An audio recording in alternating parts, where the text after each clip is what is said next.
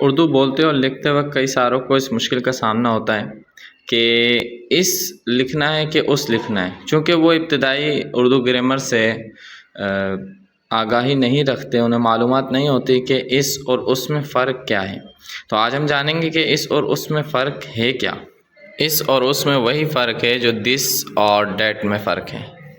اس اور اس استعمال ہوتا ہے قریب کے لیے، قریب کی چیزوں کے لیے، اسی طرح دس بھی قریب کی چیزوں کے لیے استعمال ہوتا ہے، اور اس دور رکھی چیزوں کے لیے، دور کی چیزوں کے لیے استعمال ہوتا ہے، دور کی چیزوں کی طرف اشارہ کرنے کے لیے استعمال ہوتا ہے، اور ڈیٹ بھی دور کی چیزوں کی طرف اشارہ کرنے کے لیے استعمال ہوتا ہے۔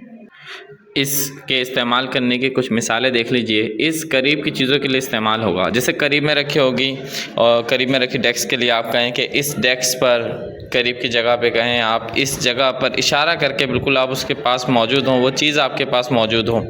اس چارجر سے چارج کیا ہے موبائل، تو جو قریب میں ہوگا اس کے لیے استعمال ہوگا اس، اور اگر یہی چیزیں دور ہوں تو اس کے لیے اس کا لفظ استعمال کیا جائے گا۔